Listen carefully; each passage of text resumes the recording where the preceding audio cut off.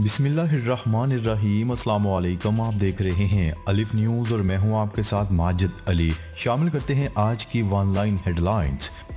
शुमाली Korea के सदर Kim Jong Un का बैलिस्टिक मिसाइलों की फैक्ट्री का अहम दौरा। शुमाली कोरिया, जनूबी कोरिया और अमेरिका के दरमियान जंग का बिगल बज चुका है। अफगानिस्तान की तालिबान हुकूमत ने अफगानिस्तान को बदल कर रख दिया।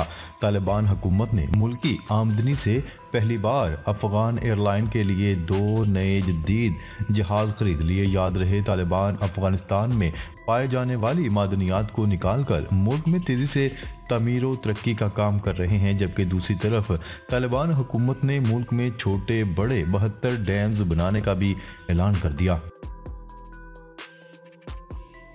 भारत से जाने वाला बहरी जहाज अफ्रीकी मुल्क सोमालिया के करीब हाईजैक।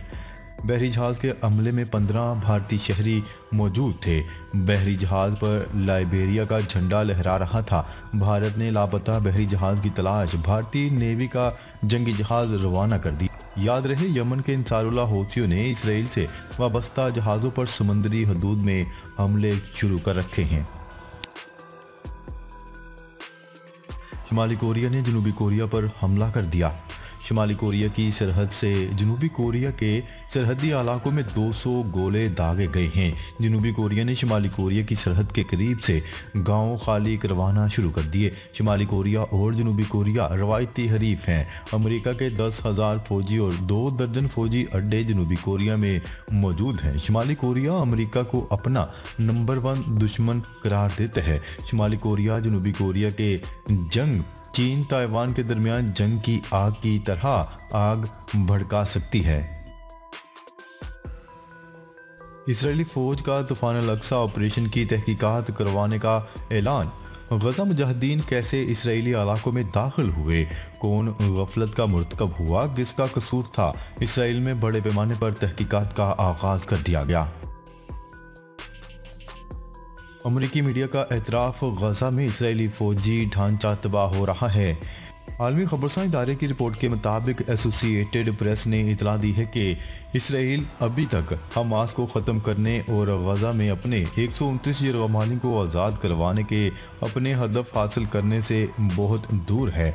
इस रिपोर्ट के मुताबिक इसराइल के वज़ीर दिफा का कहना है कि शुमाली गजा में हमास के कई हज़ार जंगजू अभी भी मौजूद हैं, जबकि तमाम इलाकों को ज़मीन दोज कर दिया गया है। आलमी खबरसां इदारे की रिपोर्ट के मुताबिक गजा के वस्त और गजा पट्टी के जनूब में वाक़ शहर खान यूनिस में शदीद झड़पें जारी हैं। ताहम इसराइली हुकाम का कहना है कि यहाँ हमास का फौजी ढांचा बड़ी हद तक बरकरार है। करमान के दहशतगर्दाना हमलों का जवाब हमारी मुसल्लह अफवाज ज़रूर देंगी। ईरानी सदर इब्राहिम रईसी का बड़ा बयान सामने आ गया। करमान में शुहदा के नमाज जनाजा के मौका पर बड़ी तादाद में मौजूद सोगवारों से खिताब करते हुए ईरानी सदर इब्राहिम रईसी का कहना है कि दुश्मन ने इस्लामी जमहूरिया ईरान की ताकत को देखा है और इसने बारहा तजर्बा भी किया है, और इस सानहे के बारे में भी हम ईरानी कौम को ये यकीन दिलाते हैं कि दुश्मन हमेशा हमारी ताकत देखेगा। सदर इब्राहिम रईसी ने बड़े वाज़ेह अल्फाज में कहा है कि करमान के दहशतगर्दाना हमलों का जवाब हमारी मुसल्लह अफवाज ज़रूर देंगी और इसके लिए वक्त और जगह का तयन भी ईरान की मुसल्लह अफवाज ही करेंगी। इसराइली जंगी काबीना के इजलास से मुतल्लिक खबरें शर्मनाक। नेतन्याहू मुस्ताफ़ी हो जाएं, इसराइली अपोजिशन लीडर का मुतालबा। गासिम जाबर इसराइली हुकूमत की अपोजिशन लीडर ने यह कहते हुए कहा है कि हुकूमत की काबीना के इजलास के बारे में सामने आने वाली खबरें शर्मनाक हैं और इस काबीना के ख़तरे को ज़ाहिर करती हैं। गासिम ज़हूनी वज़ीर-ए-आज़म नेतन्याहू की बरतरफी का मुतालबा किया गया है। गासिब और मुजरम इसराइली हुकूमत, जिसने हमास समेत फ़लस्तीनी मुज़ाहमती तंजीमों को ख़त्म करने और अपने कैदियों को रिहा करने के मकसद से गजा पर लश्कर कशी की, लेकिन इस इलाके में कई हफ्ते की जारियत के बावजूद भी ये गासिब हुकूमत अपने मकासद हासिल नहीं कर सकी, बल्कि इसके हुकाम के दरमियान इख्तलाफात बढ़ते जा रहे हैं। जर्मनी ने यूक्रेन पर शफकत का हाथ रख दिया। यूक्रेनी मीडिया ने जनवरी के महीने में यूक्रेन के लिए जर्मन हुकूमत की नई असला जाती मदद की एक फहरिस्त शाया कर दी, जो एयर डिफेंस सिस्टम, बख्तरबंद गाड़ियों, ट्रकों और रडार और दीगर फौजी साजो सामान पर मुश्तमिल है। यूक्रेनी मीडिया के मुताबिक बर्लिन ने 2023 में तकरीबन 5 अरब 40 करोड़ मालियत की फौजी इमदाद कीव के लिए रवाना की है और वादा किया है कि सन 2024 में भी यूक्रेन के लिए अपनी फौजी मदद बढ़ाकर 10 अरब 50 करोड़ कर देगा। नेटो में अमेरिका के साबिक सफीर और शिकागो आलमी अमूर कौंसल के सरबरा ने अभी हाल ही में ऐलान किया है कि अगर ट्रंप जनवरी के आखिर तक अपनी पार्टी की जानिब से सदर के ओहदे के लिए नामजद हो जाते हैं तो कांग्रेस में रिपब्लिकन के दरमियान कीव को नई फौजी मदद देने की मुखालफत बढ़ जाएगी और ये इम्कान भी मौजूद है कि यूक्रेन जो 2024 के निस तक शिकस्त से दो चार हो जाएगा। गजा जंग सुहूनी कबीना के लिए दर्द सर बन गई। ईरानी खबरसां इदारे की रिपोर्ट के मुताबिक बताया जा रहा है कि तूफान अल अक्सा ऑपरेशन के दिन इसराइल की नाकामी की वजह से सुहूनी फौज के चीफ ऑफ जनरल स्टाफ की जानिब से इसराइल के साबिक वजीर दिफा की फौजी तहकीकाती कमेटी के सरबरा के तौर पर तकर्री की वजह से नेतन्याहू की काबीना के बाद वज़रा ने इस इकदाम पर शदीद एहतजाज किया। इराक में अमेरिकी ड्रोन हमले में इराकी मलेशिया कमांडर साथियों समेत जाम हक। आलमी खबरसां इदारे की रिपोर्ट के मुताबिक अमेरिकी पेंटागन ने अपने बयान में कहा है कि बगदाद के शुमाली इलाके में इराकी कमांडर मुश्ताक जवाद काजम अल जवारी की गाड़ी को निशाना बनाया गया था।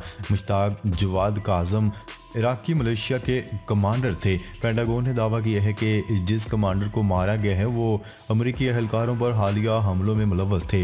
हमले में किसी शहरी और इंफ्रास्ट्रक्चर को कोई नुकसान नहीं पहुंचा। खबरसां इदारे की रिपोर्ट के मुताबिक इसराइली जंग से गजा में तबाही के बाद से इराक और शाम में अमेरिकी अहलकारों पर 100 से ज़ायद हमले किए जा चुके हैं। रिपोर्ट्स के मुताबिक इराक में अमेरिकी फ़ौज के 2500 और शाम में 900 फौजी मौजूद हैं। इसराइली फोर्सेस का गजा में नकल मकानी करने वाले फ़लस्तीनी शहरियों पर हमला, मुतअद्दिद शहीद। गजा में इसराइली फोर्सेस की जानिब से नकल मकानी करने वाले फ़लस्तीनियों पर हमले के नतीजे में मुतअद्दिद शहीद हो गए। दीगर कार्रवाइयों में 24 घंटों के दौरान मज़ीद 120 से ज़ायद फ़लस्तीनी जाम शहादत नोश कर गए। रफ़ा में नकल मकानी करने वाले फ़लस्तीनी शहरियों को निशाना बनाया गया। इसराइली स्नाइपर्स ने मासूम बच्चों और ख़वातीन को भी शहीद किया। मोदी की दोगली पॉलिसियां बेनकाब। रूस यूक्रेन जंग में भारतीय साख्ता असले के इस्तेमाल का इंकशाफ। रूस और यूक्रेन जंग में भारतीय साख्ता असले के इस्तेमाल का इंकशाफ सामने आ गया। मोदी सरकार की आलमी सतह पर दोगली पॉलिसियां खुलकर सामने आ गईं। भारत के बेक वक्त रूस और यूक्रेन के साथ ताल्लुकात इस्तवार करने की भोंडी कोशिश बेनकाब होगी। ऑनलाइन गर्दिश करने वाली वीडियोज़ में यूक्रेनी फौज के हाथों हिंदुस्तानी साख्ता असले की मौजूदगी ने तहलका मचा दिया।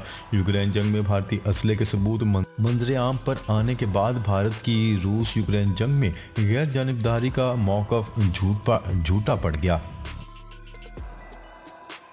ट्रंप ने प्राइमरी इलेक्शन में नाअहली के खिलाफ सुप्रीम कोर्ट में अपील दायर कर दी। गैर मुल्की मीडिया की रिपोर्ट के मुताबिक साबिक सदर डोनाल्ड ट्रंप ने इस्तदा की है कि सुप्रीम कोर्ट रियासत कोलोराडो की अदालत के फैसले को कालादम करार दे। वाज़ेह रहे कि कोलोराडो की अदालत ने 6 जनवरी को बगावत में मुलव्वस होने पर साबिक अमरीकी सदर डोनाल्ड ट्रंप को नाअहल करार दिया था। ट्रंप सदारती इलेक्शन के लिए रिपब्लिकन नामजदगी की दौड़ में बदस्तूर सरफहरिस्त हैं। तुर्किया में इसराइली एजेंसी मोसाद का प्लान बेनकाब।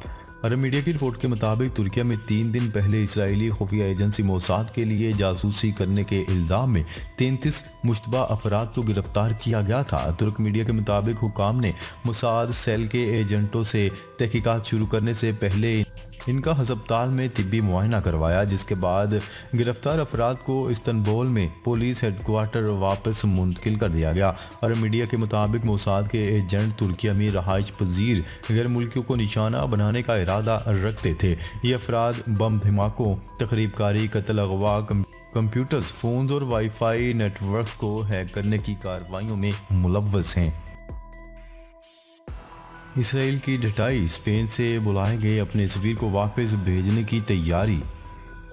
इसराइल के एक आला सफारतकार ने अंदिया दिया है कि स्पेन से बुलाए गए इसराइली एलची को वापस स्पेन भेजा जाएगा और उम्मीद करते हैं कि इन्हें वहां खुश आमदीद कहा जाएगा। आलमी खबरसां इदारे की रिपोर्ट के मुताबिक स्पेन के वज़ीर आज़म ने गज़ा में इसराइल की वहशियाना बमबारी में ख़वातीन, बच्चों और मासूम शहरियों की दर्दनाक मौत पर एहतजाज करते हुए सख्त मौक़िफ़ अख्तियार किया था। हिस्पानवी वज़ीर आज़म ने नवंबर में इसराइल की गज़ा में जारहियत को बैन अल-अक़वामी और इंसानी हकूक़ की खिलाफ वर्जी करार देते हुए इसराइली फ़ौज के इक़दामात की कानूनी हैसियत पर सवालात खड़े कर दिए थे, जिस पर इसराइली वज़ीर ख़ारजा एली कोहन ने हिस्पानवी वज़ीर आज़म के बयान को इश्तियाल अंगेज़ करार देते हुए स्पेन में अपने एलची को एहतजाजन वापस बुला लिया था।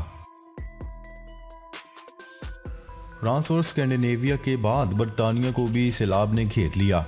फ्रांस और स्कैंडिनेवियन ममालिक के साथ साथ अब बरतानिया को भी बारिशों और सैलाब ने घेर लिया। बरतानिया के मुतअद्दिद इलाकों में सैलाब के हाथों तबाही की इतलात मौसूल हो रही हैं। मुख्तलिफ हादसात में 2 अफराद हलाक और मुतअद्दिद ज़ख्मी हो गए। सैलाबी रेलों के बायस मुतअद्दिद मकामात पर आमदोरफ्त में शदीद मुश्किलात दरपेश आ रही हैं। बाद सड़कें बंद करने के साथ साथ ट्रेन सर्विस भी मनसूख कर दी गई। अमेरिका का शुमाली कोरिया पर रूस को असला फराहम करने का इल्ज़ाम। अमेरिका ने शुमाली कोरिया पर रूस को मिसाइल फराहम करने का इल्ज़ाम आयद कर दिया। गैर मुल्की खबरसां इदारे की रिपोर्ट के मुताबिक वाइट हाउस ने इल्ज़ाम आयद करते हुए कहा है कि शुमाली कोरिया ने रूस को बैलिस्टिक मिसाइल और मिसाइल लॉन्चर फराहम किए हैं। जॉन कर्बी ने कहा है कि शुमाली कोरिया के बैलिस्टिक मिसाइल यूक्रेन पर हालिया हमले में इस्तेमाल हुए हैं और शुमाली कोरिया की जानिब से रूस को मिसाइल देना तशवीशनाक है। सेनेट ने इंतखाबात मुलतवी करने की करारदाद मंजूर कर ली।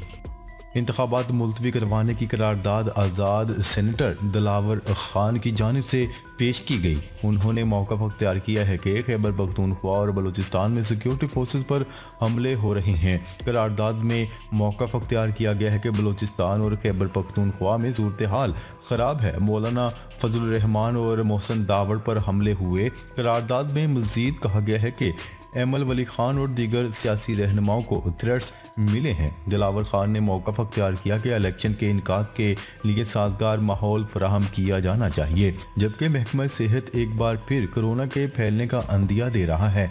उनका कहना था कि इलेक्शन मुहिम को चलाने के लिए मुसावी हक दिया जाए। आम इंतखाबात 8 फरवरी को ही होंगे। सेनेट करारदाद की कोई हैसियत नहीं। इलेक्शन कमीशन की जानिब से जारी बयान के मुताबिक सुप्रीम कोर्ट के अहकामात के अलावा कोई अहकामात इलेक्शन शेड्यूल पर असरअंदाज नहीं हो सकते। आम इंतखाबात 8 फरवरी को ही होंगे। इलेक्शन कमीशन के मुताबिक सेनेट की करारदाद की कोई हैसियत नहीं। सेनेट की करारदाद का इलेक्शन शेड्यूल पर कोई असर नहीं पड़ेगा। नाजरीन, अब तक के लिए इतना ही। मज़ीद खबरें लेकर बहुत जल्द आपकी खिदमत में हाजिर होंगे। तब तक के लिए अपना ख्याल रखिएगा। अल्लाह निगहबान।